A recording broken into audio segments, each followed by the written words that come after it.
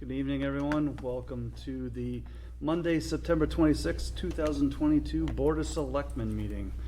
We'll call to order and first of all, do the Pledge of Allegiance.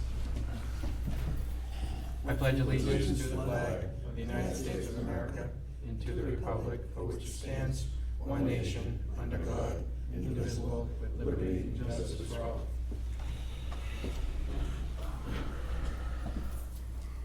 Okay, first is the consent agenda. It's the board's pleasure. Nice. Mr. Chairman, I move that we approve the consent agenda as written. Second. All in favor? I'm sorry, discussion. Hearing none, all in favor? Aye. Unanimous. Next is citizens' comments. Does anyone wish to talk about something not on the agenda? Mr. Chairman, citizens' comments, does that include questions?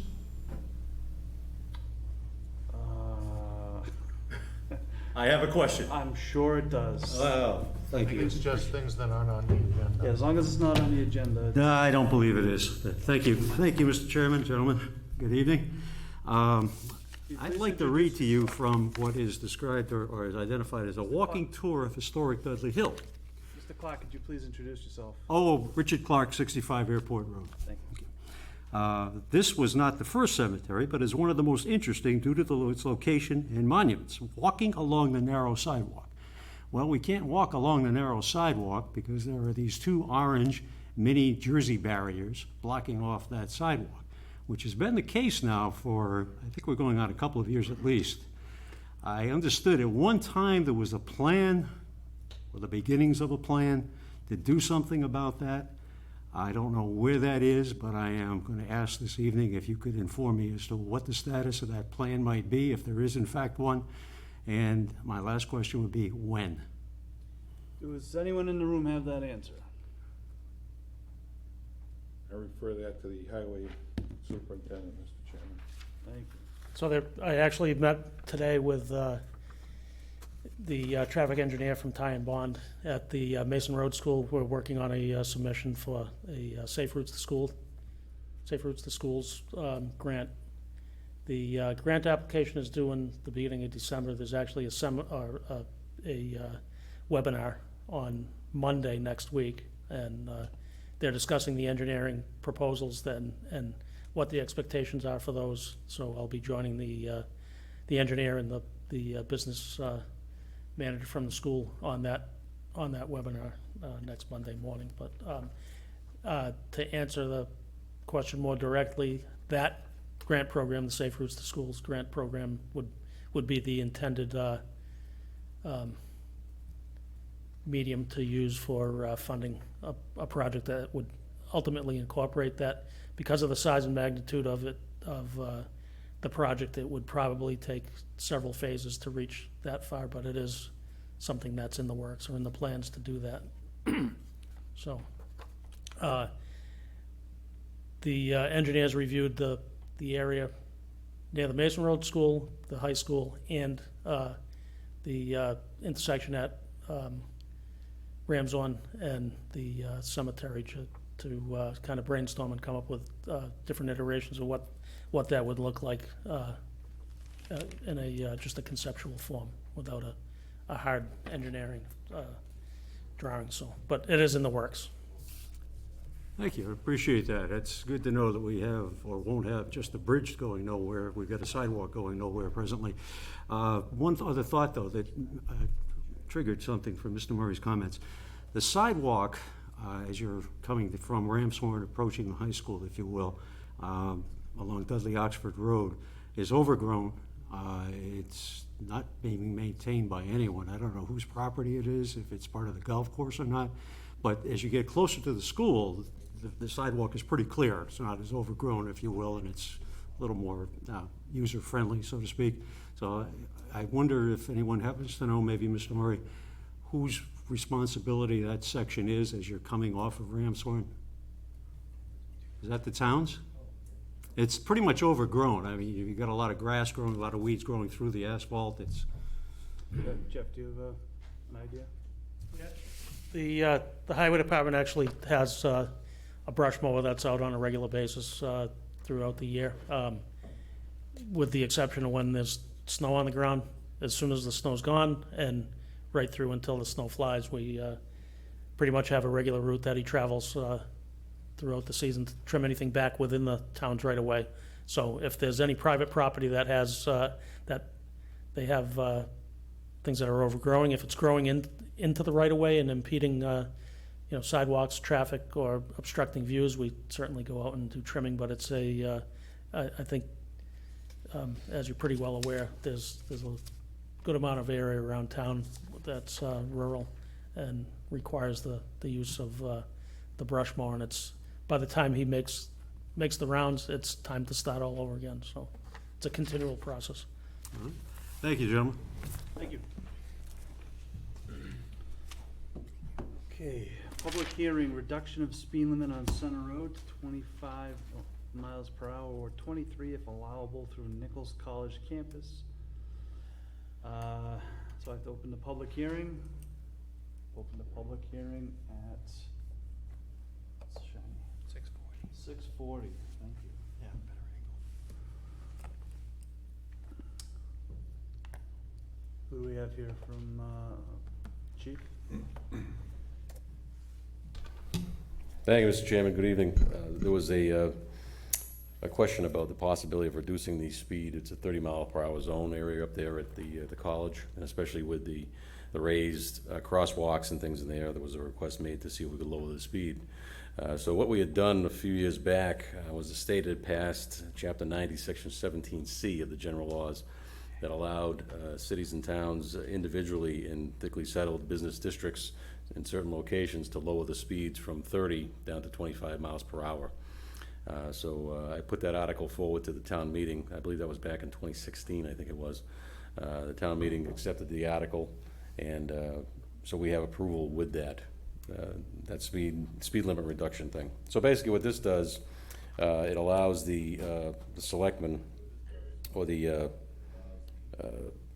selectmen or the city commissioners or whoever works to establish the business district with a speed limit of 25 miles per hour on any roadway inside a thickly settled business district in the city or town on any way that is not a state highway. So there's not a state highway up there.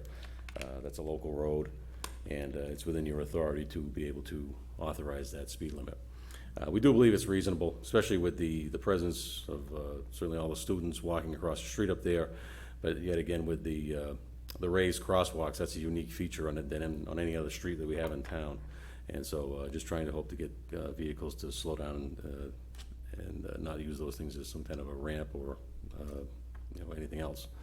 The question was could we move it to 23, because the interesting discussion was, after we're talking with the highway superintendent, was some communities would make speeds at different speeds, say 14 miles per hour, 29 miles per hour, what have you, so that would hopefully get somebody's attention, because most people just see a usual 30, 40, 35, 45 sign. The law doesn't say anything about that. It allows us to go down to 25, so that's what we'd have to have it at. But that's the basic information from there. So I would definitely support this this move, and I can answer any other questions if anybody has them. And all it does too is it doesn't require any formal work from Mass DOT.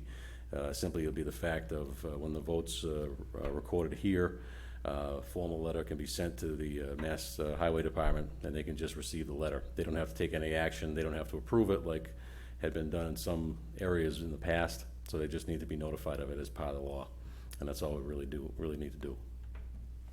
Mr. Chairman, this originated from a phone call and a conversation with the president at Nichols, the new president at Nichols, not new now, but fairly new, between the chief and I and the highway superintendent to see if there was anything we could do to kind of improve safety along Center Road, specifically, during the school season. So this is where we ended up.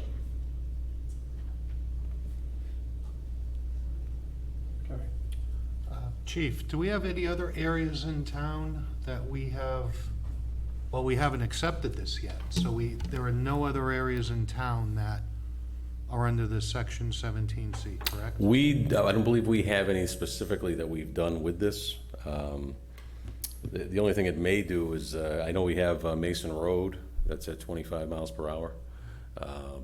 So that might make that, that section better, but it's, the two requirements are, it's a local road, not a state highway, and you can lower it from 30 down to 25.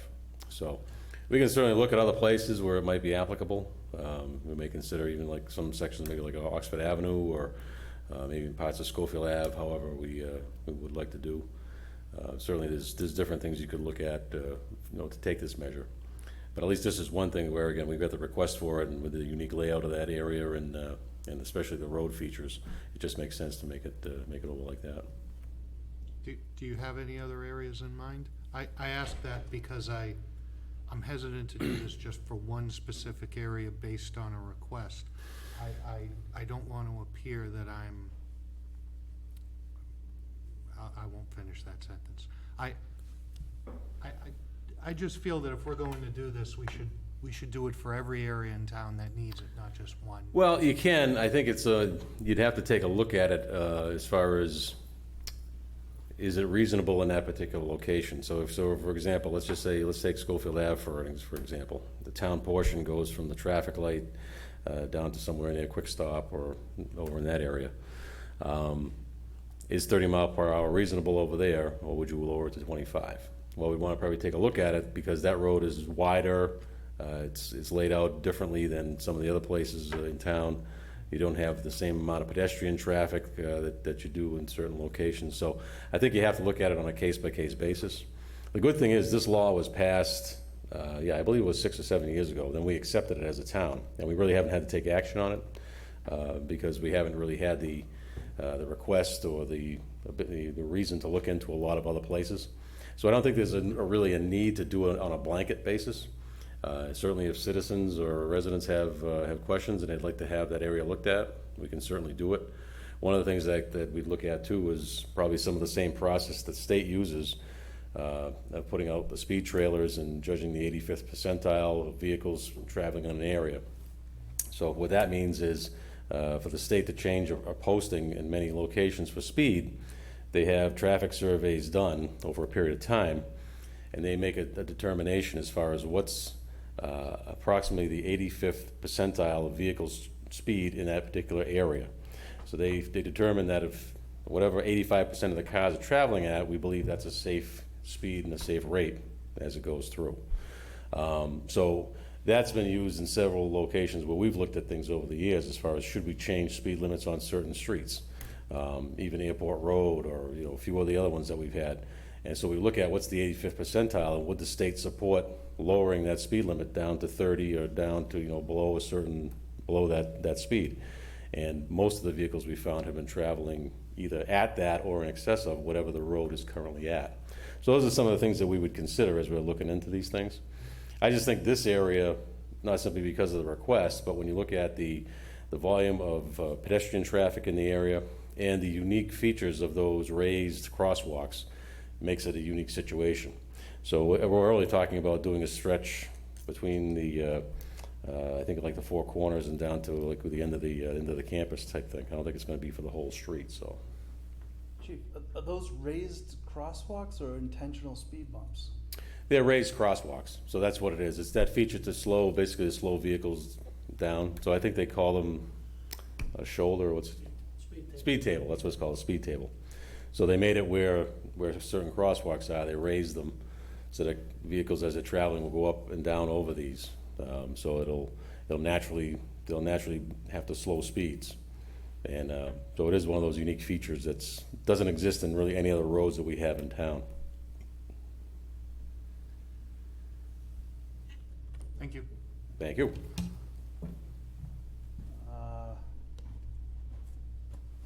Anyone else like to speak on the hearing? Mr. Clark. Yes. If I may, Richard Clark, 65 Airport Road. Interesting concept. My suspicion is that much of the traffic on Center Road would be part of the Nichols community, if you will. I would hope that the administration up there is getting the word out to the students and employees that they should be observing the speed limit, be it 25 or whatever it might be.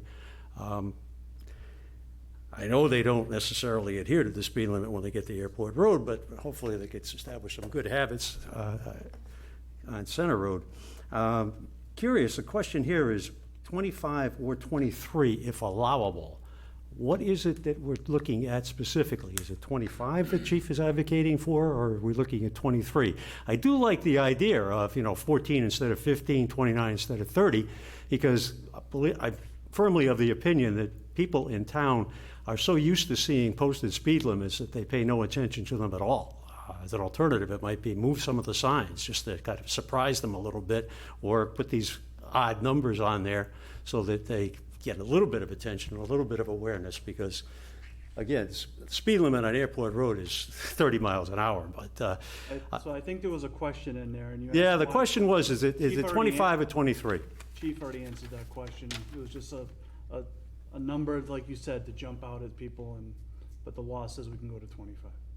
25 is what, well, the agenda reads, or 23 if allowable, so I'm not, Chief corrected the 25. request to go to 25 because that's what the law states. all right, thank you. Section 17C specifically says 20. I'm sorry? Section 17C specifically says 25. 25, okay. We'll go with 25. I read it, believe me. Good evening. I'm James Patty. I represent the administration. Excuse me. I'm President Silmacy. I just wanted to introduce myself and answer any questions the board might have before voting.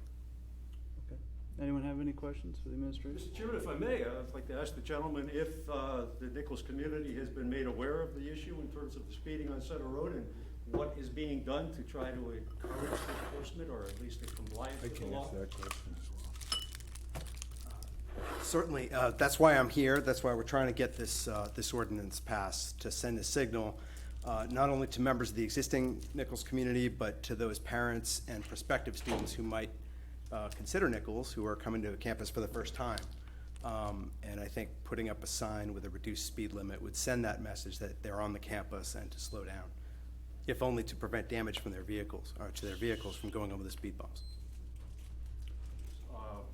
Sorry, I asked, I think the question was what community Nichols administration had been doing, and I'm not sure that that was the answer that I was expecting, or hoping for at least. Mr. Ruda? Well, other than asking to reduce the speed limit on the road, I know that they've also, I know the president has specifically put out notices and asked for the students to adhere to those speed limits.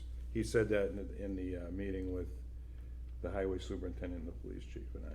Okay. Thank you for the clarification. Anyone else, Chief? Yes, there have been several messages going out and warnings to the campus community, and also about parking, because that's always a big issue as well. As you know, we get several issues with that, so they're working to get that done. Yeah, this was a request specifically made by them. There are a lot of people from the campus that are driving through there. However, we have to understand that there's a lot of traffic just goes through that area on a normal basis. Anybody coming through from Connecticut heading out towards 395 or up into Oxford or wherever it is, or even going to Shepherd Hill or traveling through, it's one of the straight shots to come up off of 197. So if you come up from Yummy's coming up the road, it is a heavily traveled road. So that's it. So I think they have been working with the campus community to try to bring that to everybody's attention, and so hopefully that this will have some kind of help and effect. All right, last call on some questions, Mr. Mass. Mr. Chairman, I don't know who I'd direct this to, but since this is a public hearing, did we send this to the other people who live on Center Road? Or is it just, we're just talking that section? Like, they're aware that we're looking to make this change? Anybody know? I don't think there's any abutters on Center Road that are impacted by this. It's all Okay. entirely the campus. All right, just want to make sure. And I believe there's one house in the middle of the campus where the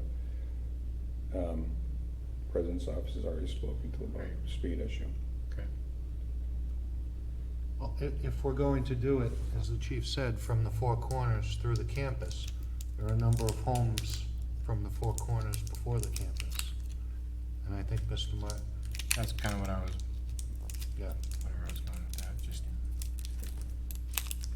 because this is a public hearing, they should be able to weigh in. Yes, Mr. Chairman, certainly the board can designate it and start it wherever you wish to start it. I think at least the difference is you're going from 30 miles an hour to 25, so it's really not a drastic change for the residents of that area. But they probably, I would assume, be appreciative of the fact that it would be going down to that speed. But certainly wherever you want to designate the start point from, if you want to make it from around the church or the Grange or somewhere in that area, you can designate it wherever you wish to designate it from.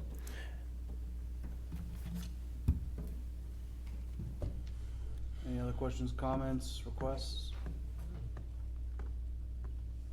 All right, let's close the hearing. 6:54.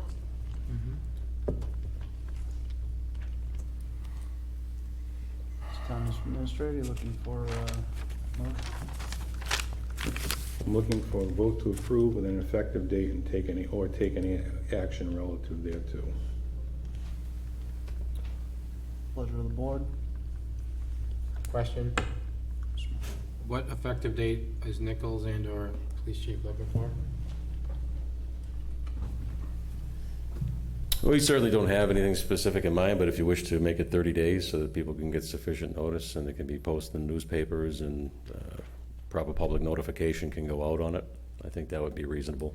So you could make it in effect as of whatever, October 20, you can maybe make it Halloween, October 31st if you want, or you can go somewhere in that range.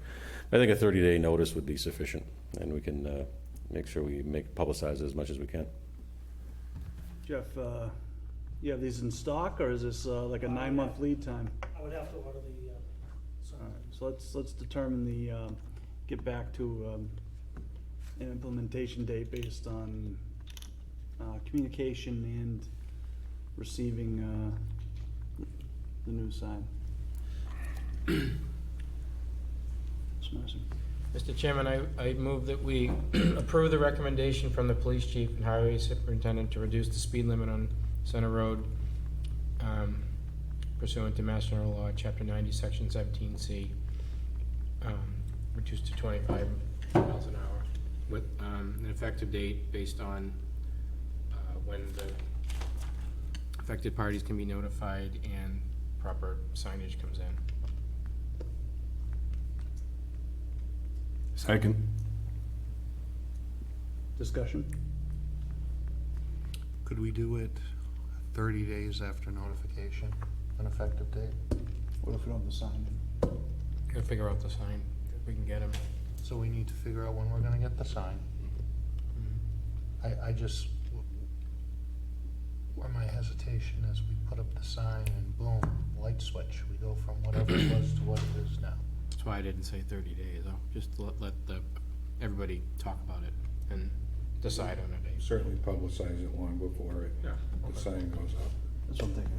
If it takes you 4 weeks to get the sign in from Albuquerque, and the communication can go out next week.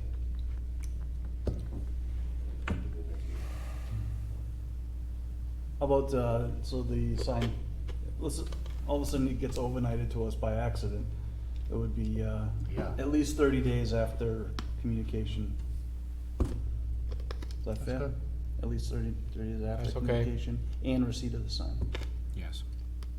That was my intent. Okay. That's better worded, thanks. Just in discussion, Mr. Chairman, I just had a conversation briefly with Mr. Murray. I think he should be able to know by next meeting as far as what would be an anticipated delivery date of any signs. So you could officially vote a date at next meeting. If you want to just formalize it then, you could do that too. We can let you know when we anticipate getting them in and make it 30 days from that date if you wish.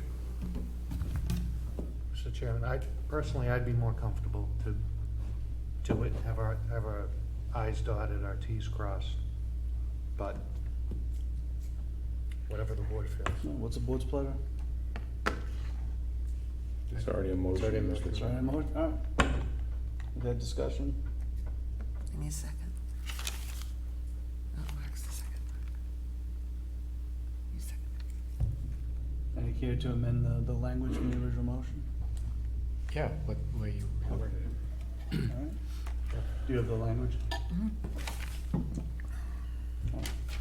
All in favor? Aye. Unanimous. unanimous. Thank you. Thanks. Let's go to new business. Board receives recommendation from police chief and highway superintendent. We just did that. Oh, okay. Capital improvement. The new business was voting on after the public hearing. Yeah. Town administrator requests for a board of selectmen to vote to approve recommendations passed by capital improvement committee on 9/20/2022 to approve amendments to Dudley's 5-year capital improvement plan.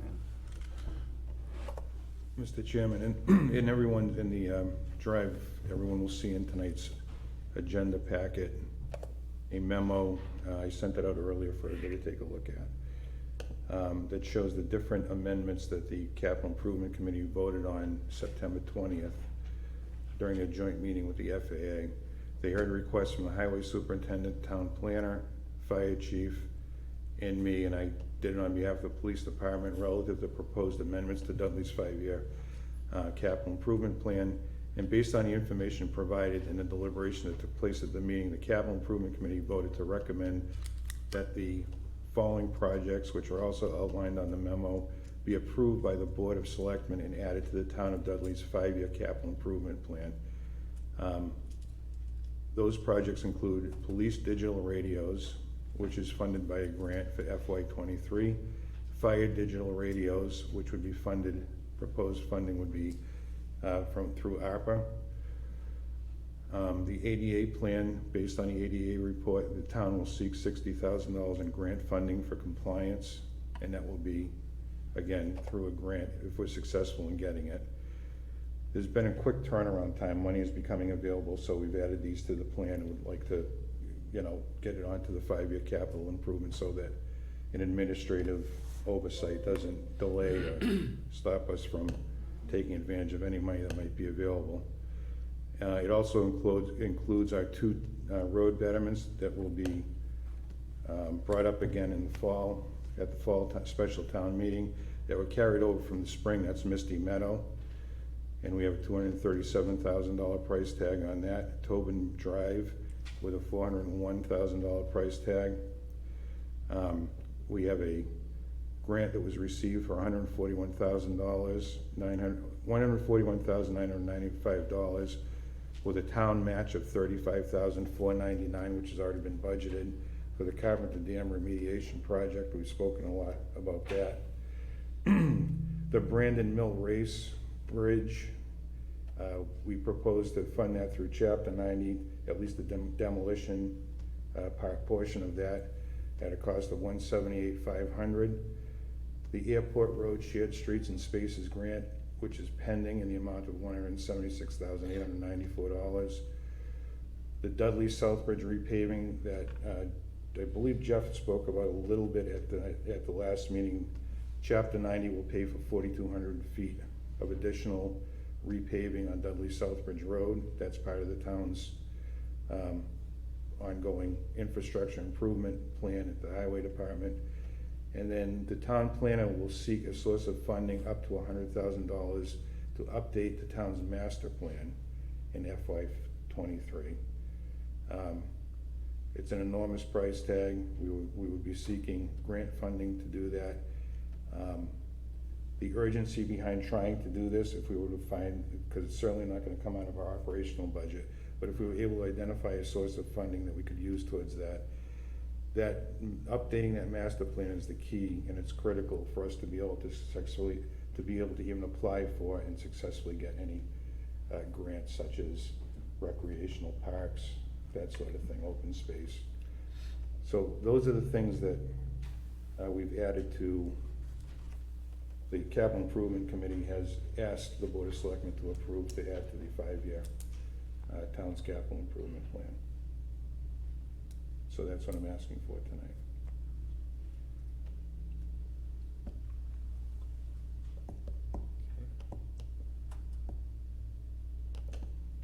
What's the board's pleasure?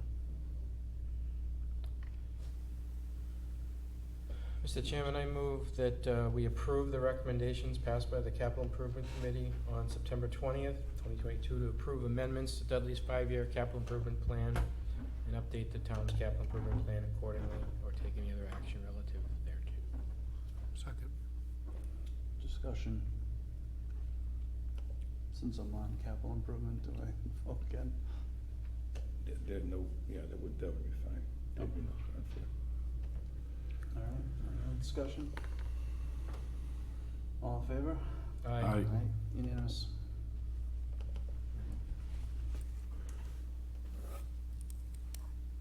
All right.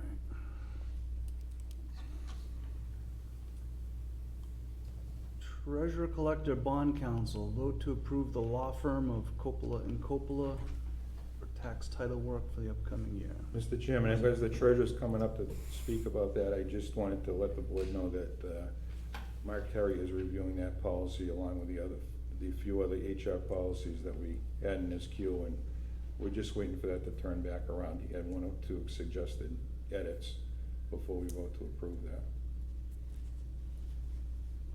Rich? Which one are we at? I'm sorry, I jumped ahead, I apologize. Mr. Chairman, Mr. Town Administrator, we'll take things out of order. So, we're talking about the health insurance policy manual. I've just read new business, section C, treasurer collector, bond council, vote to approve the law firm of Coppola and Coppola for tax title work for the upcoming year. And And so that would receive my endorsement as well. I'd love to see us retain Coppola and Coppola again. Anything more to talk about? thank you. It's a good compliance thing. Every year, sort of receive the board's blessing.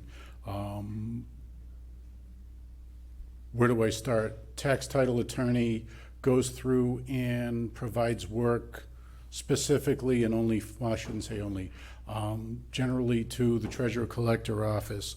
On occasion, if there is a defect in a title, something along those lines.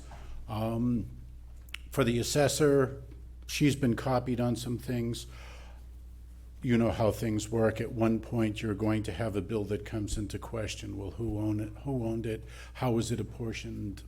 And what have you.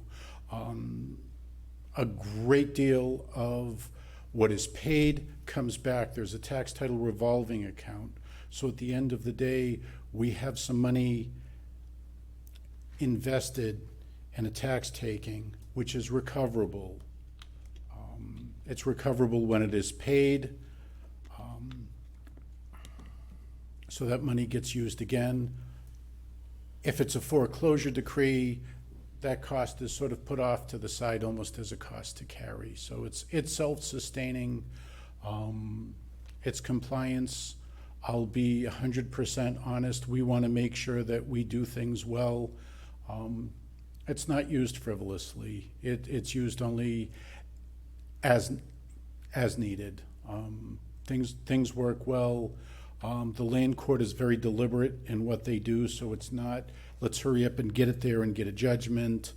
Things run almost at the speed dictated by the judges there. So doing things right and making sure that nothing needs to be backtracked is a good thing. Any questions for Rich? Mr. Chairman, I move that we approve the law firm of Coppola and Coppola for our tax title work for the upcoming year. Second. Discussion? All in favor? Aye. Aye. Thanks, Rich. Wonderful. The next item, Board to review and approve policy on group health, dental, and life insurance coverage for active employees and retirees. Like to pass this one over? Because it's still in review. I apologize, I was multitasking. This is the review is of the- approved policy on group health, dental, and life Correct, insurance. right, and I jumped the gun on that. So we've had a bunch of HR policies, including the one that Rich proposed, put into Labor Council's queue, and this one is not quite done. It's under review. Didn't see any major issues with it, but it's not quite complete yet, so I would ask if we could just hold until we vote to approve that. We'd also want to make sure that, based on our HR review that we're going to receive as the next agenda item, that we're implementing things in an order that works with the overall recommendations. Is that okay with you, Rich? There's currently a policy in place, and there is a generational update being included for tonight. So we have a policy in place, so it's not like we're driving around without a spare. The whole idea is every year that goes by, a law changes, a situation comes to the forefront, what have you, and you never want to go through the same process a second time if there was an opening, an issue not addressed, whatever it is. The one item that I wanted to bring forward is it's a Medicare memo, and everybody is sick of Medicare. The commercials that are on there, Joe Namath and J.J. Walker and Jimmy Walker, everybody's got a Medicare. The open enrollment period for the Medicare is traditionally right now, or it's coming up in a week or two. I'd like to have something in place with that updated form. It's almost a sign-off to make sure that if you receive health insurance, we've got the sign-off that says, I understand it's not today, but at one point I am responsible for Medicare and my spouse's enrollment in Medicare in a timely basis. It's sort of a seatbelt that's put in there to prevent issues that would arise from there. All right, do we need a vote to? We absolutely would want to have Labor Council review it, but that was sort of my main takeaway from this. We're tightening up a few dates for the rest of it, but at the end of the day, it's good to have that sign-off sheet in there, and that was my only point. Absolutely happy to wait for Labor Council to give a return. What And kind of if- action you need from us? I think if it's a sign-off sheet and I don't think that.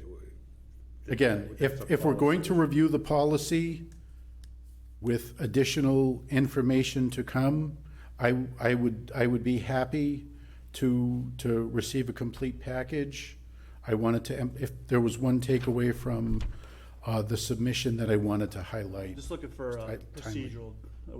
Am I just going on to the next item, or do you need me to do something?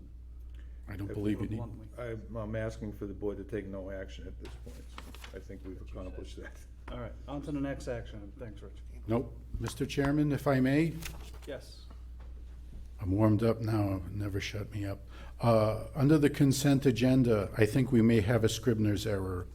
Toll booth request, the board had previously approved an October 1st date of 2022 with a rain date of the following Saturday. For 2023, we have September 30th with a rain date of October 7th. I don't know as if that would change anyone's opinion, but I would ask that we clarify it. And on behalf of the Knights of Columbus, thank you. This is an excellent opportunity. Good. Through you, Mr. Chairman, so what do I do? Rescind my motion on the consent agenda and revote with the change? Or can we just vote the change? Thanks for calling that out.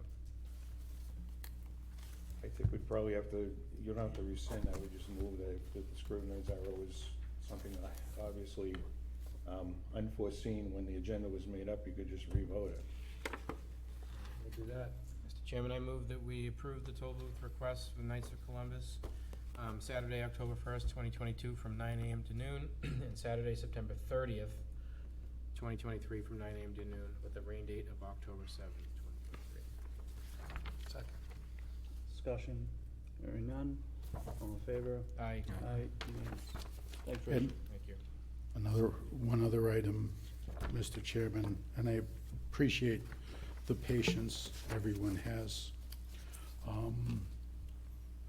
Previously, the board had approved an interim note for $5.225 million.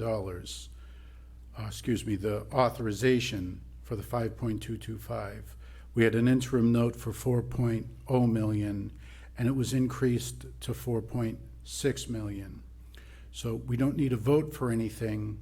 I was hoping to grab some signatures, not during the specific meeting.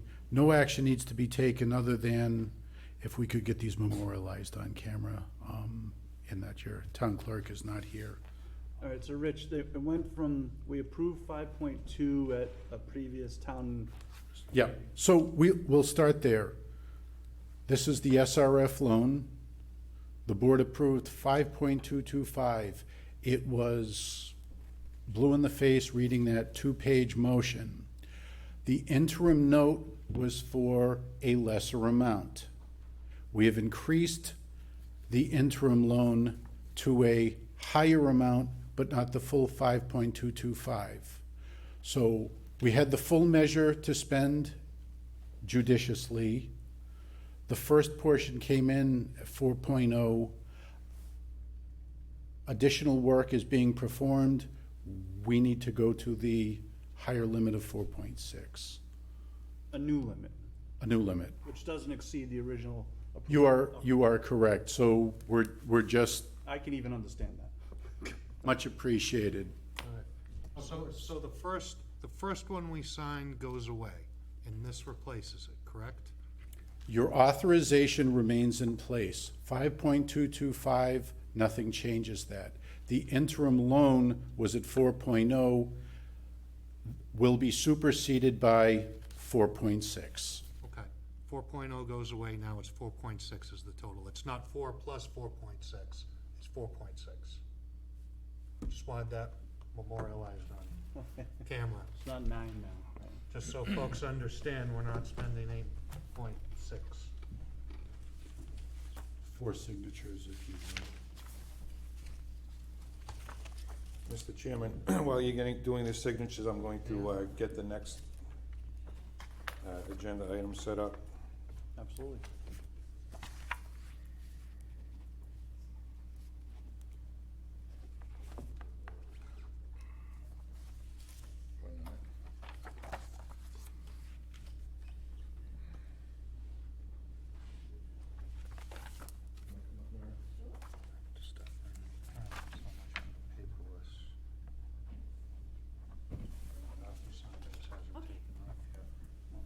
It's like about 50 signatures.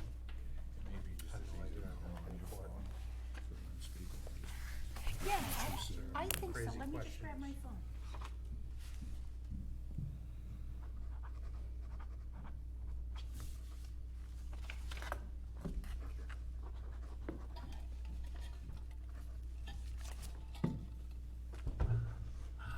She just wants to listen in anyways, 'cause she just So wants the to. next agenda item, Lindsay Katz or Mary Alcardi from the Collins Center. This is Mary. This is Mary. This is Mary. Report findings of first phase of HR grant to evaluate the town's current state of human resources, systems, staffing, policies, and practices.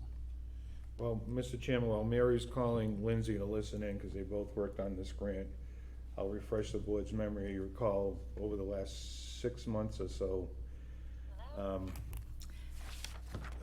Collins Center has been working to give us a report on basically on our internal Alright. policies and how we stack up with Are our you human where resources. you're in quiet? Cadre. I'm gonna put you on speaker then. Going into the future, and she's done a lot of work. She's spoken to all the primary players here in town, and they've come up with a nice report. It's the first in a series of 2 reports. The next report will be about succession planning, but this one is basically on our overall human resources snapshot. So we appreciate her coming in tonight to give a report. Lindsay, I believe, is on the phone now, and Take it away. I'll just jump right in. Well, thank you so much. Lindsay is sorry she couldn't be here tonight. She did an awful lot of the legwork, so I just want her to hear me say you did a fabulous job, and I appreciate you. So she won't be chiming in. I am assuming that, so I'm Mary Icardi. I lead the HR practice for the Collins Center for Public Management, and everything HR is within our division, and Lindsay is one of our most important associates. We do recruitments, we do classifications, we do organizational studies, we do training. The Collins Center does all other kinds of things. So if it's municipal, we do it, but we're really happy to be here. And what I'm assuming is that you've had a chance to look at the report a little bit, so I'm not going to bore you by reading it to you. And I'm just going to hit some of the highlights and then focus on our key recommendations and findings, answer any questions. I then assume, based on our experience, you might want some time to digest it and reach back out to us if there's any follow-up questions that you have, or something you don't understand when you're reading it again to fall asleep later tonight after Monday Night Football. So I live nearby in Shrewsbury, so I'm always happy to get out in post-COVID to visit people, so really happy to be here. So the good news is that you have a fabulous town, and much of what you do is done well. It's really, as it speaks to in the report, there are transactional HR functions and strategic HR functions. As with most municipalities your size, without an HR department, without truly, other than a town administrator, somebody who's in charge of HR, you're good at the transactional, but not so much on the strategic and really the comprehensive human part of human resources. When you think about what percentage of your budget is people, you really don't dedicate many resources to those people and making sure that you do it well. So just briefly, I'm not going to focus on the findings yet. I'm going to go through the methodology and then end on that. So the way that we do our work is that Lindsay started by sending out a comprehensive questionnaire that was filled out by the town administrator and with input from me, meeting with the town accountant and the treasurer collector. I was able to come in person and meet with people, and really a lot of paper review of what is the process, talking to people, how do you do things? You know, why do you do some of the things you do? What's the methodology? So that's really what we look at. We look at current policies, we evaluate what policies you don't have, what needs to be updated, who does what and why, and how did it fall into that space. Oftentimes, municipalities assign duties to people who have the time, capacity, and talent, and it sticks with that place even though things may have moved on, which goes to the issue of succession planning as well. One of the big questions we ask is, why does that function sit with that person? Sometimes we hear, I'm dating myself, I was going to refer to the Brady Bunch and Johnny Bravo's suit fit him, so that's who got to be the star. That's where it's always sat, in that desk, in that office. So we've uncovered a few of those issues, but that doesn't mean they're not being done well. It's just saying what makes the most sense. So that was our methodology. We really are trying to help you move a little bit forward in terms of taking a look at the transactional and looking at more the strategic. What makes the most sense? What are you doing and what are you not doing? Payroll gets processed, benefits get issued, jobs get posted. This is not one of those, your outside auditor has found all these things wrong. But there's plenty of room for improvement. As you see in the report, we break down what officials partake in human resource functions. Clearly, it's the town administrator, the executive assistant, the treasurer collector, the town accountant, town clerk, and department heads. Your department heads are your front line on managing the humans that you have working for you, and they fully participate in the hiring process. So those are your key people involved. Then you see, starting on page 5, the compliance assessment. We touch on a few things, your recruitment processes, your employment applications. Employment applications are something you really want to be paying attention to. The laws have changed about what you can ask on an application. We recommend, even though you may receive resumes, that you have every applicant complete an application. There's a signature line to attest to its truthfulness. I'm really good at spinning my resume. You know, when I was home with the kids, I was a household engineer, and, you know, I must have a PhD in that by now. All joking aside, it's important to verify application information. Too often, people may embellish on a resume, and you want to be sure that you're evaluating every application in the same methodology. That helps you in liability. I hate to be the bearer of the liability hat, but it's important that you standardize your systems so that you have no exposure for liability. Onboarding is probably one of the most important things you do with employees. You want to make sure you invest a lot of time and energy and money into an employee over the course of a career. You want to make sure up front you're putting the effort in. You want to get those references. You don't want to make assumptions. You do your core recheck. We've made some tweaks and recommendations on your onboarding process. The federal government I-9 process has very discrete rules. You want to be sure that you are complying with those. And what makes the most sense of where these functions fit?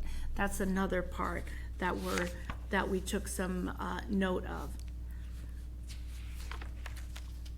I'm not going to go through every single one of those because these are fairly straightforward. Personnel file retention, we put some specific notations in there of how you need to keep your personnel records. That's dictated by Mass General Law. You want to be sure you're in compliance with that. We certainly recommend that all files, if they're not already, be centralized with the town administrator's office. Oftentimes you may have a benefits department have a benefits file. That's not the official personnel record. The official personnel record should be in one place and should be with the personnel officer or the town administrator's office, as in this case. That doesn't mean outlying departments don't have records of personnel in nature. For example, a police department might have orders or certifications. DPWs frequently have a folder on what are the licenses, performance appraisal information, and things like that. But there really should be one official record, and there needs to be coordination with departments over who's got what record. And when it's clear that somebody is requesting, say for example, somebody's requesting a copy of their personnel folder, we want to be sure that it's comprehensive and the outline within the report shows you what you need. As was mentioned previously, benefits currently are handled by the treasurer collector's office. They are managed well in that department, and that department coordinates with employees. A checkoff list or a sign off on receiving policies is always a good idea. I do believe Lindsay included some sample language to amend your benefits policy, so I would suggest waiting till that's done before, don't change it twice, that kind of thing. The payroll is processed weekly. There's always room for improvement in payroll.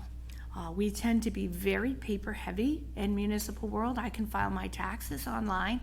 And that's a balance between the payroll function and the accounting function. So in speaking with both the treasurer collector and the accountant, there could be room for improvement on streamlining the way we get information from the departments.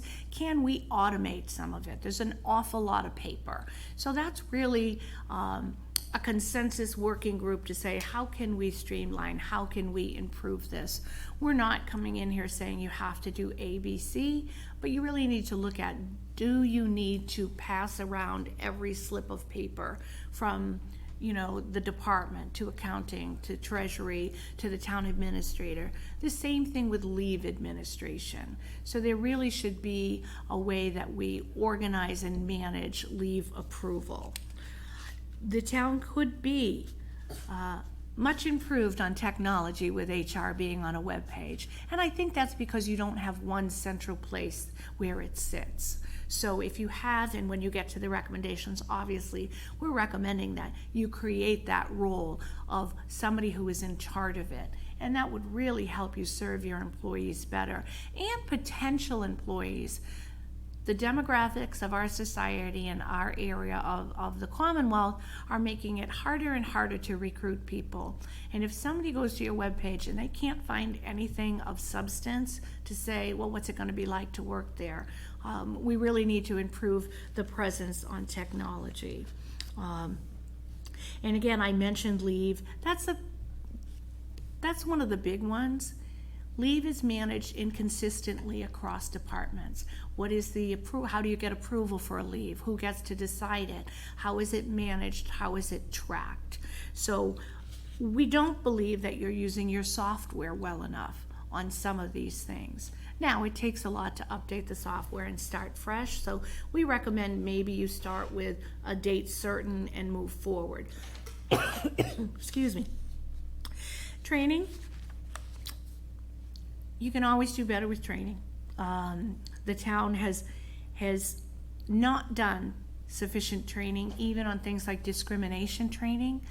We recommend that there's a needs assessment. What training have you done? What training have you done? Have you done ethics training? Yes, we issue the report every year, or the policy every year with that and sexual harassment. But there's been some change in the workforce, and certainly we have seen this is not unusual to Dudley. Many people haven't done anything with training since before COVID. So maybe this report will be an opportunity, particularly if you address some of the staffing assigned, that aren't you kind? Thank you very much. I have a water in my bag. It's not doing me that much good there. So in training also helps in your succession planning, as we will come back on that, because you're also a very flat organization. You're smaller, so you don't have that opportunity to groom people and build them. So sometimes training can be an effort with that. You do well with collective bargaining and labor relations, because that is something that is centralized with the people sitting around this table. So there is a uniform approach to that. We had done an analysis of your personnel bylaws and your policies. So we looked through those, and we give feedback on what is currently in place and have recommended some sample policies. Those aren't attached here, but certainly are available for you all to consider adoption. We did not wordsmith them, because there are nuances within each municipality that says, no, that function really should sit with the treasurer collector. That one sits with the town administrator. We don't presume to tell you how to do that. We gave you a list of the policies that we added that you are missing. And then what I'd like to do is just jump into our main recommendations and findings, just to touch on them so that I've said them out loud and answer any questions you have. One of the first ones is that we find in many municipalities is that your personnel board or committee is inactive. And that happens over time when you professionalize the administration. So what has happened is things that used to be done by the personnel board are now absorbed into the administration. Also, we recommend changing it because the traditional role of a personnel board really has gone by the wayside with the issues of confidentiality and liability. You really don't want a personnel board dealing with grievances or things like that. When we've recommended this and municipalities have decided, well, we like the personnel board, we say, then maybe modify it to review policies or check job descriptions. But involving them in key executive issues like grievances, employee relations, those really should no longer be that of a personnel committee or board. Your human resources are somewhat centralized, but somewhat decentralized. most of it is centralized in the treasurer collector's office and in the town administrator's office and with department heads. The reason for creating a centralized human resource function within the town administrator's office is so there is one voice on HR.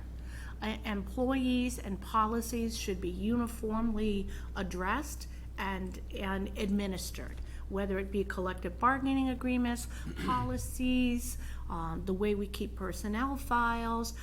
Most importantly too is how do we fill jobs? How do we retain people? How do we onboard people? That doesn't mean this is carving department heads out of the process. It just means that we're gonna centralize the process. The town is not in compliance with rules that say you have to maintain all the applications, all the interview questions.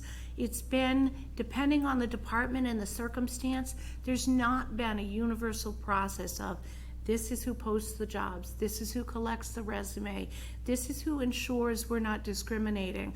These are how we come up with objective questions. This is who does references, who does query checks.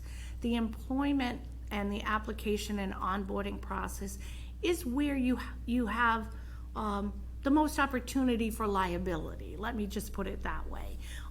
We've not seen that issue, but in looking at it, this is what we see as an area for improvement. So in terms of the decentralization, some of our recommendations will be short and long term. You may decide some of these make sense, but why do it now? Maybe we transition as we get to succession planning down the line. But we do recommend, because, yes, you have a question? Yeah, Mary, thank you. Yes. I think it would be helpful for us, through you, Mr. Chair, if you actually, like, for each section, actually read the recommendations, just so people sure. can follow along on TV. Excellent, excellent. All right, Thank so. you for that. And that gave me a chance to have a little more water. Yeah, So right. I appreciate your kindness on that. Of course. Excellent. So the first finding is that the Personnel Committee is inactive. It is recommended the Personnel Committee be formally dissolved. Human Resources used to be seen as Personnel Administration. It has evolved into a strategic partner essential to supporting employees and evaluating and limiting risk. Human Resources should not be left to a committee of citizens. It should be professionalized and left under the umbrella of the Personnel Director / Town Administrator, which I explained why we said that. So I'll move to the next one. Finding number 2, Human Resources is decentralized. The opportunity to centralize, I'm gonna say HR from now on if you don't mind, HR functions will result in increased professionalism and professional level human resource services. The town administrator's office has the responsibility for primary HR functions such as hiring, policy maintenance and distribution, record maintenance, and training coordination. Payroll and benefits are managed in the office of the treasurer collector. So the recommendation under this is to centralize HR under the town administrator's office, and it is recommended that the payroll and benefits position report to the town administrator or the assistant town administrator HR director in the future, which is a later recommendation, in an effort to centralize HR. It is recommended this position take ownership of collecting new hire paperwork and assisting employees. The town administrator cannot be responsible for this human resource related work if under the authority of the independently elected office of the treasurer collector. So this addresses the issue of payroll and benefits are an administrative function under HR. It's not under the statutory requirements of the treasurer collector. So we are recommending that you move that function under the authority of the personnel administrator. This goes back to a recommendation of short and long-term implementation as well. So the third finding is that personnel records are not maintained in a central location using best practices. Personnel files must be kept in accordance with the law, which we detail earlier in the report. So the first recommendation is that personnel files be maintained in the designated human resource location within the authority of the town administrator. The second one is, it is recommended that an internal file audit be conducted to ensure department heads have forwarded all necessary documents to the main employee file. I-9s are stored separately, medical information is stored separately, and Corey data is stored and appropriately destroyed in the correct time frame. As you may or may not know, under Mass law on personnel records, medical information cannot be in an employee file. An I-9 form has to be kept separately under the federal statute. So that's what that's referring to. You can't have medical information in a personnel file. Workers' compensation files, that sort of thing, have to be kept separately. Much of it has to do with HIPAA laws, the privacy laws. And Corey data has to be destroyed after a 3-year period of time. So the regulations are clear, and oftentimes an HR assistant has the responsibility to make sure those things are rotated out properly. Finding number 4, the town has insufficient human resources support. I guess I buried the lead. There is currently much work being done and not enough time and resources to complete it. The town administrator is completing the transactional work, but needs to be flexible to be more strategic. With all due respect, you should not be paying your town administrator and even, quite frankly, your treasurer collector to do some of this work that is tracking, processing, evaluating. So the long-term recommendation is that it's recommended the town create a position for an assistant town administrator, HR director. That is the model that you will see in many municipalities these days, certainly nearby Grafton, Millbury, many different towns. That also helps in your knowledge retention. If you've looked lately, there's been a lot of movement in municipal management, and by having that second position would really help you transfer knowledge. Yes? Do you see that in different size towns and cities as well? Or is it you see it more one way in a small town than you would see in like a Small towns tend to combine it with an assistant. I will tell you I believe they're about to approve it. The town of Auburn is moving in that direction with their assistant town manager. They don't have any HR professional role. They have a benefits generalist in the town of Auburn, and there's a shift in town manager, so they're changing the assistant town manager to include HR professional in it. So it's that sort of model. Northborough has this model. The smaller municipalities, to be honest, some have an HR generalist position working with the town administrator. It depends on the structure and the staffing you have. Right now, your town administrative office is slimly staffed, comparable to other places. They're all here tonight. Yeah. So I'll jump into my short-term recommendation is that it's recommended that the transactional human resources work be transitioned from the town administrator to a designated employee. It is recommended the town evaluate the possibility of creating the position of a human resource assistant. This will allow for the central contact and will serve as a valuable resource for employees. A main contact will designate ownership of leave, injured on duty, workers' compensation.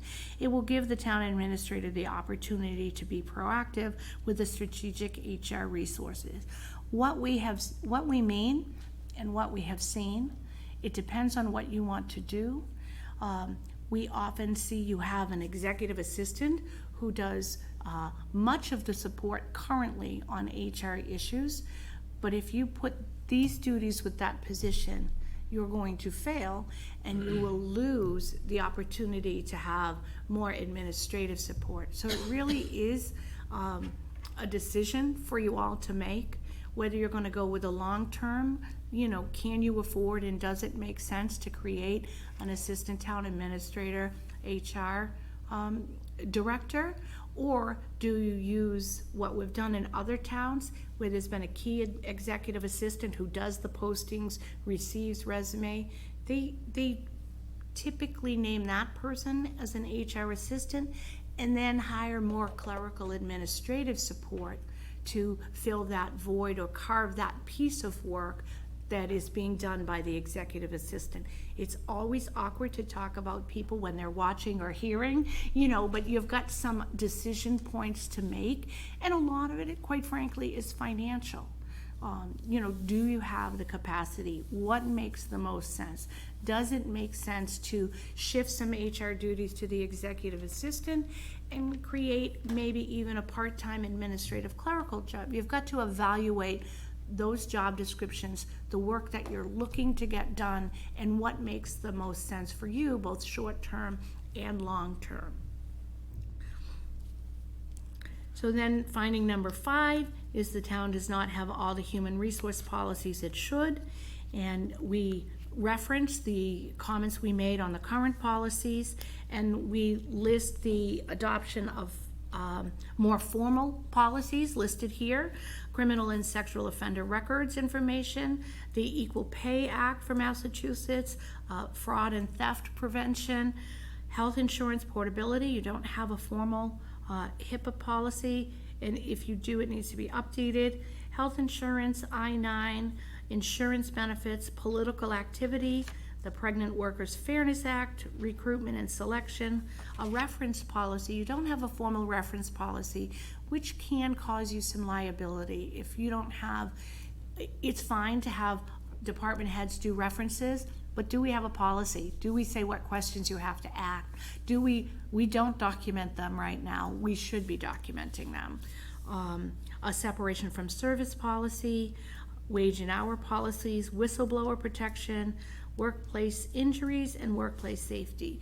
You have policies in workers' compensation and 111F injury practices within the departments, but there's not a formal policy. So we do recommend that the town adopt formal policies on these issues, and we've provided samples for those. The finding 6 is that the town does not have a formal and consistent onboarding process. I've mentioned this earlier. Currently the process for filling vacancies is not consistent across departments, and new hire information is not always communicated timely. It is recommended the town take steps to create a uniform and centralized hiring and onboarding process. We did discover 1 or 2 instances, which is not the norm, of people were brought on before the required paperwork was processed. And that's, we really highly recommend you don't do that. That puts currently the treasurer's office and the payroll person in a bind, saying, why didn't I get my check? I started last week. So, and sometimes that's happened because of delay and anxiousness to start someone, but department heads should be certainly dissuaded and discouraged from being allowed to do that. And sometimes when you have some disjointed authority across the municipality, that can happen, but really we cannot have people starting before they are authorized. And they may be authorized, but the paperwork hasn't been done yet, so we just need to, that goes back to the streamlining. The first recommendation, develop a consistent and uniform procedures for filling non-union vacancies within the town departments. The second is that the town administrator or representative administer the hiring process, including posting of positions, receipts of applications, and the interview process. By centralizing that function, you certainly have the eye on fairness, equal treatment, discrimination. It really, centralizing hiring is critical. That does not usurp the authority of whomever the appointing authority may be. HR is a technical advisor to process, not the boss of the decisions. And sometimes we've had some pushback. I'm the appointing authority, and we have not gotten that in this municipality, but just in general, we've felt that before, and I think we have to look at it as the technical aspect of that. The third recommendation is that the town consistently utilize the personnel change form from the start of a new hire process through onboarding, and ensure the person setting up the new hire in the payroll system is aware of the changes. This is directly what I referred to. You have a form. The form is good. It's not being used. So we've got to have a little bit more teeth in that. And again, by creating a formal process as voted by the board, that this is the way it's going to be, will put you on the ground going there. On the 4th, it's recommended the town create an onboarding process to ensure new employees are set up for success, having clear contacts and deadlines for tasks such as benefit selection. The onboarding process can include things such as policies to read, bless you, sign off on, and a 30-day meeting with a supervisor and contacts for benefit questions. If we're not clear on the start date, we have missed the 30-day window to sign up for benefits. So there's really, the benefits, the payroll, the treasurer's office needs to be included, which is why we refer to some of that, should that be moved, or at least we need to get a streamlined process if it's not going to be moved to the town administrator's office. The 5th recommendation is that the department heads actually go through training on interviewing. It's important to know what you can and cannot ask, and what you should be looking for, red flags, job hopping, resume reviewing. The 6th recommendation is that I mentioned this already, a formal reference policy be created and documentation be required. Okay, finally, is that the final one? Yes. Oh no, one more.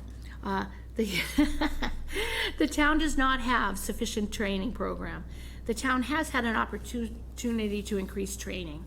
It is critical that annual compliance with sexual harassment training be conducted to meet requirements. Trainings are currently completed by new hires and sporadically at the department level. Training will not only have a positive impact on the work being done, but will increase employee appreciation. Providing training for people is a morale builder, and it can be a team builder, which is important. The first recommendation is that you create an annual training calendar to ensure sexual harassment and anti-discrimination training be completed it says annually here, or at least on a regular basis. We recommend that you train all new employees, have a training once a year for all new employees and anybody who may have become a supervisor. The rules change when you become a supervisor. You have, personal liability, increased liability. So we like to remind anybody who's been promoted about the policies. The second recommendation, that you conduct a training needs assessment. And it should be training such as public records, open meeting law, progressive discipline, family medical leave, which is always tricky. Family medical leave is tricky. There's a lot of confidentiality. There's oftentimes departments resent not knowing why somebody's out. That's a HIPAA issue. And something like that really should sit with the confidential town administrator's office so that family issues. We all work and live in a fishbowl. We know when somebody's out sick or has a broken leg, but we don't need to know what the family members' issues are. So that's really important. Family medical leave can be about family members, and that's really problematic. Then finally, it was the town's website does not contain sufficient HR information. We recommend when you dedicate somebody to do this work, it becomes their responsibility to populate the web page on HR issues, applications, jobs, what are our processes, what are our benefits, forms for new hires, policies. We don't recommend you issue a book. We recommend you put a digital library on your webpage of what your policies are. Yes, sir. Excuse me, Mary, through you, Mr. Chair. Do you mean our intranet, like things for people to access, or external? External. Yeah, however you want to set it up. You may, Some of those things, yeah, I get Right, that, yeah. right. Many municipalities, all of what I just said is public information. So many have an internal employee portal. I'm not sure, quite frankly, you need that. You're not so large. It wouldn't hurt to have forms on there, but the public can see what your policies are. That's all public information. There's no need of that to be the intranet. You could have training and tracking that. It might be a little bit further down the line as you get a little bit more sophisticated and who's going to manage that. But even just public-facing things, these are our benefits. These are our policies. These are our collective bargaining agreements. There's no need not to have that on your webpage. And it sometimes saves you the request for information or the FOIA information. And if it's public, why not have it be there? And I don't think you should put employees' names, addresses, and things like that. You know, there's some things that are public that you don't want to put on there, but I mean in terms of your processes, your policies, your forms. And if it's easier to have it all in one place and just have one of the tabs, instead of having an intranet, just have a tab for internal forms. Anybody can see those forms if it's a blank form, but it might be a repository for, this is the workers' compensation forms and policy. So however you want to choose to do that, we did not mean an employee portal. Okay. I don't think you're there yet for payroll and things like that. I leave that to the treasurer. I don't think you're there yet. We might go towards, departmental entry of payroll, but I don't want to get ahead of myself. So that was the final recommendation. We are happy to answer any questions now. We can let you digest and get back in touch with us on any questions. It's really your call. And Any immediate questions from the board? Just, Mr. Chairman, to make sure there's a common understanding, where a lot of the attention was paid towards the issues surrounding compliance, whether state or federal level, in regards to all the aspects of the human resources that are mentioned in here and what it entails, from application to retirement. And a lot of it has to do, the way I read it, with realigning, whether it's duties, functions, responsibilities, centralization, organization, and accountability for efficiency. And so we're compliant with state and federal laws that we're not. And that'll help the town out and each department. right, I think that there are a few things you're not in compliance with, but not a lot. Okay. I would say that it's a little bit more best practice, which is the grant you got, so under the Community Compact grant best practices. Certainly, there's some things you're not doing.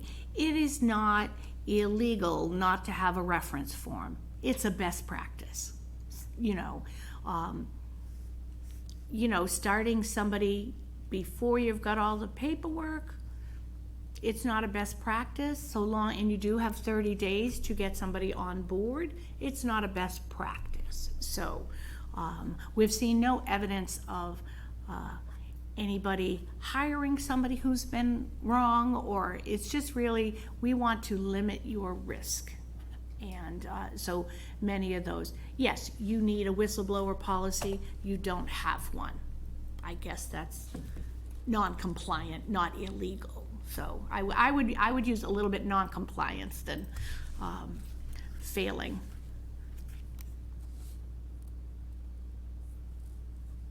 Any other questions? Yeah, thank you, Mr. Chairman. Mary, this was fantastic. I enjoyed reading through this. I'm an operations guy in the real world, as we would say, and A fellow geek. yeah. Yes, and we tend to do that once in a while. So I'm always interested in seeing how we can improve how we do things, be more effective. I think a lot of the stuff we kind of suspected, and it's nice to see it written down and said verbally that, yeah, we have some changes to make. Glad to hear there's nothing like, we're gonna get super in trouble to Mr. Landry's point, but I think this is spot on some of the things we need to do as we move into the future. I think we tend to cling to the way we've always done some things, and I think if we're going to be, we always talk about moving forward, and I think these are some things we should work on. So I would like to see us lean in on this. I'd like to, Mr. Chairman, through you, I'd like to instruct the town administrator to work on some sort of like, what would we implement? You know, what part of this would be applicable to us, and on an implementation plan. No, I agree. Where we lack standards, we need standards. Where we we're doing the work in the wrong spots, we need them in the right spots, and it's not, a lot of good intentions over the last, Decades.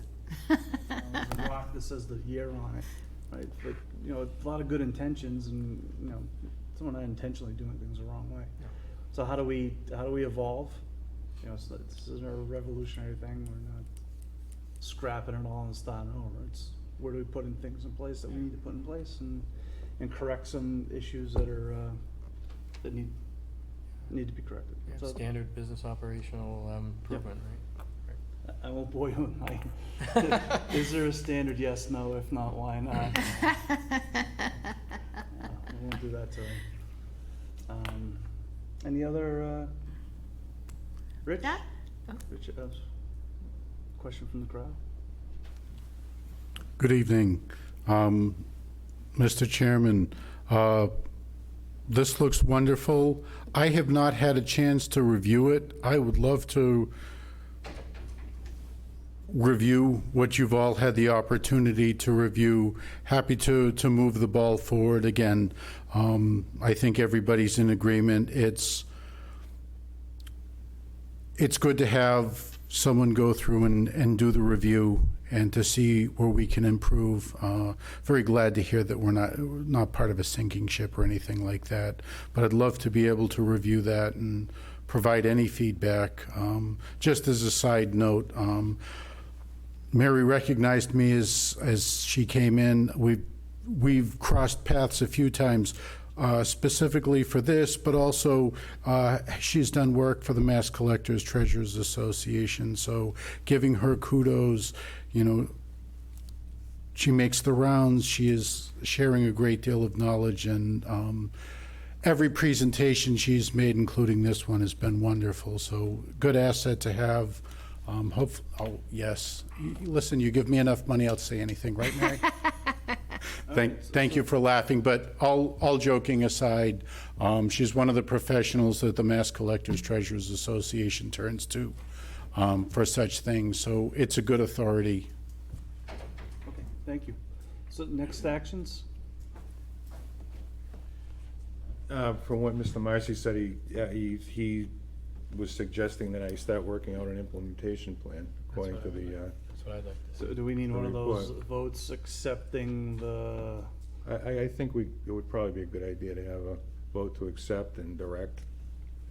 Mr. Chairman, I'd like to move that we accept the recommendations from Mary here and to the record, and also instruct the town administrator to work on an implementation plan of these recommendations, working with our council, Labor Council, just to make sure we're covered there, and figure out how we can make this happen. Second. For discussion, is the wording tie us into using them as verbatim from the recommendations, or no? Well, I think that, Yeah, I'm just. Oh, no, It was the concepts. It was accept and implement. I felt. Okay, yeah, I mean, these are, concepts I think we should act on, so yeah, you're right, I see. Slide accept the Usually concepts. it's accept the report Yeah, versus the recommendations. let me, thank you, Jay, yeah, that's all, I'm gonna change my I motion. Paul in my mind. Yeah, you did, I heard that, So I'm gonna change my motion to accept the report into the record, and then, instruct the town administrator to, work on an implementation plan. Seconder, okay with that? Yes. Okay, discussion anymore? All right. All in favor? Aye. Opposed? Unanimous. Great, I want to thank you, and I want to thank Lindsay. Bye, Lindsay. Thank you, Lindsay. Thank you. Bye, Lindsay. Bye, thank you all so much. She was there. She's home with kids tonight. All right, be well, take care. Well, Thank you. thanks for Great coming job, down. Mary, thank you.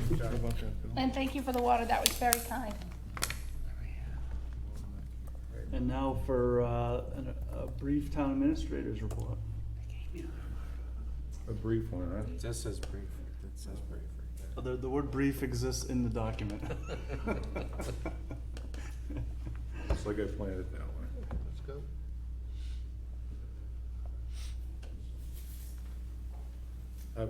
Part A, Mr. Chairman, we've been speaking about efficiency and redundancy and so forth, and one of the things that I've been sneaking up on the board with is that we have a part-time building commissioner.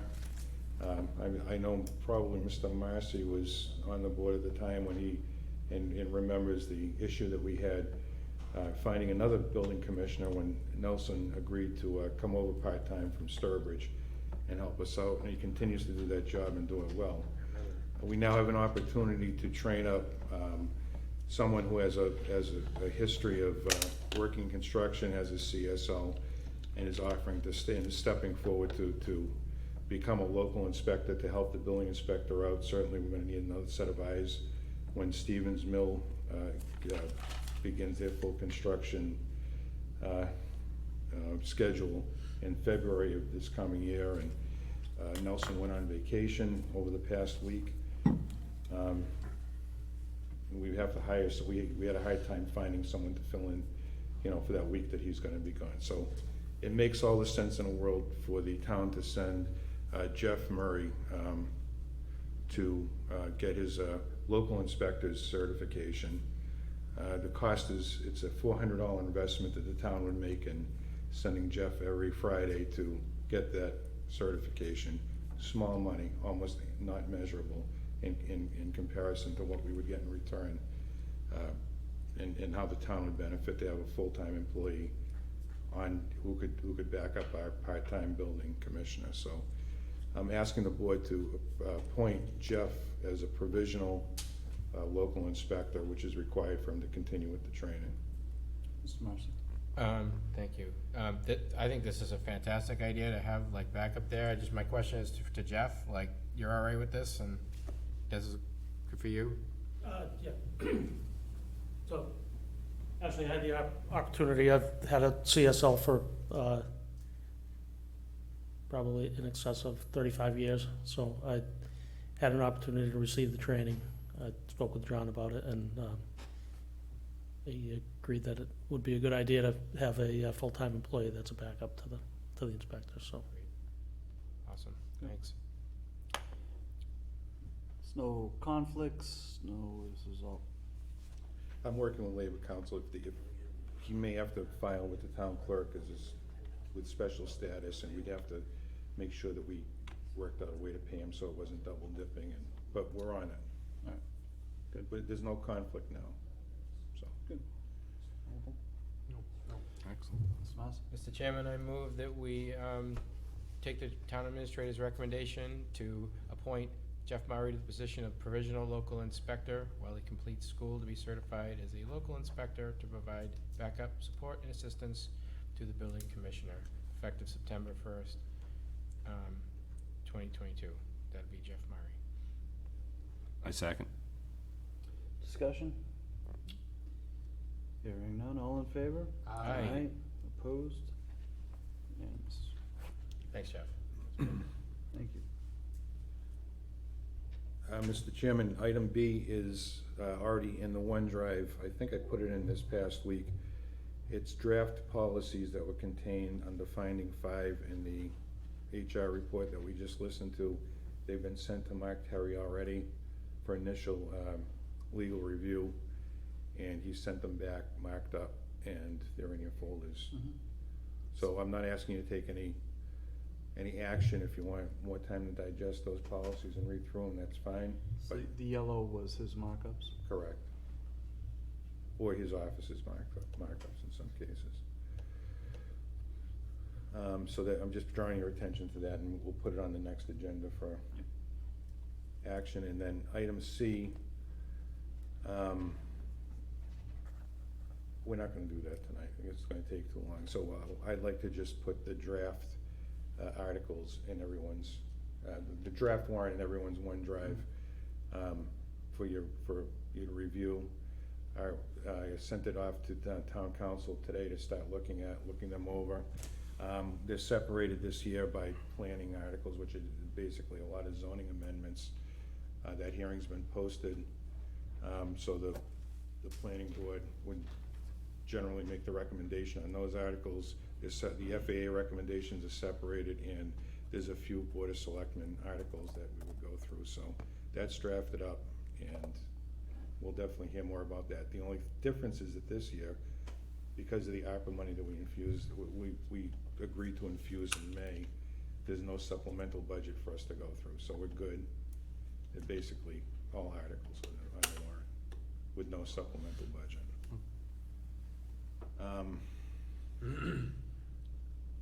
We also have a joint meeting, FAA Board of Selectmen joint, next one, October 3rd. So that'll give you a few weeks to look at the warrant.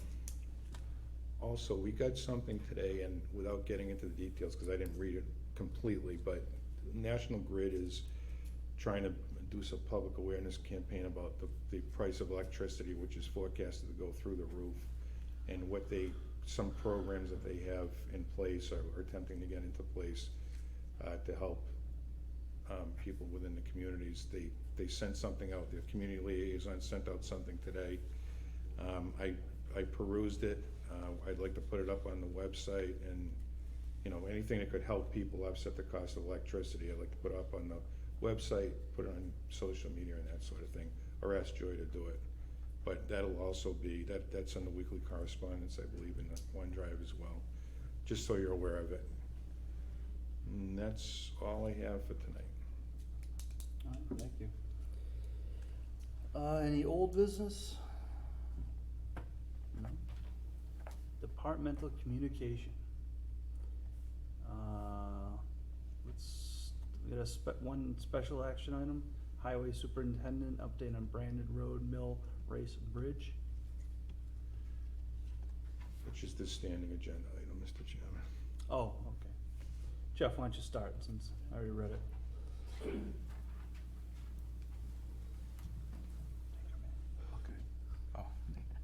So the Brandon Road Mill Race still in the works with getting a RFP put out to get a demolition project underway.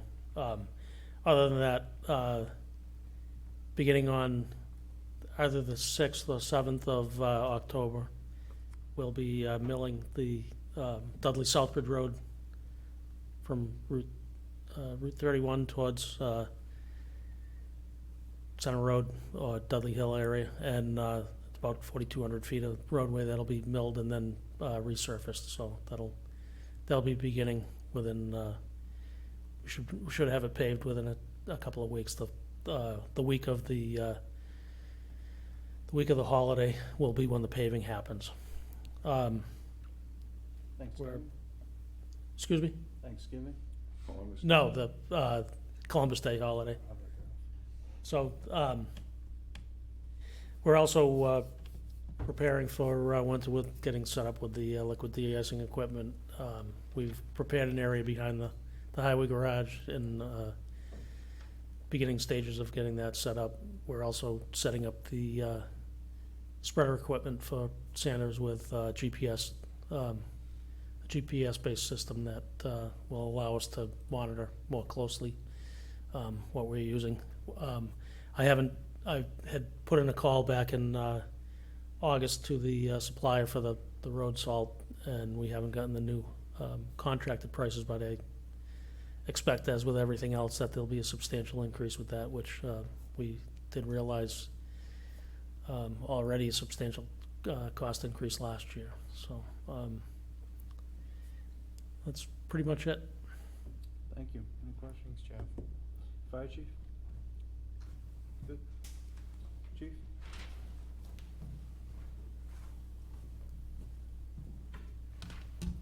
No major announcements like I had at the last one. However, I did forwarded up the job description and the hiring protocols that we have for the department. So I forwarded that up and everything. So you guys should have copies of that. And we can discuss that whenever you see fit. So a couple of things, I'll credit the lieutenant for getting a lot of things going. We started out, one of the things the town administrator mentioned about digital radios. They began installing ours in a lot of our vehicles and things today. So that process is underway now, so that's a great upgrade for our communications system. We completed work with installing new cameras and replacing some older cameras. So as you know, a lot of our cameras in this building are original, so they were 17 or so years old. And a lot of them required replacement, and we had a few others as we proceed through the accreditation process that we had to put in some required areas. So we had that upgrade go through. We also have been working on getting cruisers ordered for replacements, because I think I had mentioned at the last meeting, pricing on those is going up substantially, like everything else. So we're trying to get ahead of the game and get those things ordered in line to take delivery of those whenever we can. And last thing is, after about now 4 years or so, we should be getting the finishing touches on our dispatch center remodeling. Bay Path had the final stage of completing the front desk area inside of our station. So they should be installing that sometime in the next week or so to get that completed again and finish up that area. They really done a nice job, and they're cleaning that up, new electrical. We had encumbered money and everything for that, like I say, 5 years ago, and just with their timing and everything, with their delays that they had to schedule it, we were finally able to get it done mostly last year, and it's finishing up now. So, but a big improvement. Really cleaned up the area, modernized a lot of the equipment in there. It really looks nice. So that's something we'll have out. Last thing I think we're looking at doing too is upgrading our Wi-Fi system down there. As you know, this building is terrible as far as the infrastructure with especially our area, with a lot of it was built out with concrete. So as you know, most of our station down there was the old gym, cafeteria, stage area where when the school was here. So in order to build that out, they built out a lot of extra walls and rooms and space in there. And the result of that is a lot of concrete that's been laid in. So our wireless technology going through the building is not good. So we were able to work with our technology folks to be able to use some equipment that was taken from another location that's brand new to just get installed. So we're trying to get that installed in here, just basically for labor costs. So again, I'll credit Eric for working on all that project, because a lot of the tech stuff is a little above my pay grade, but he's pretty good at handling those things, and he's been arranging all that stuff there. So doing some good work getting that done. So thank you very much. Thanks, Chief. Rich?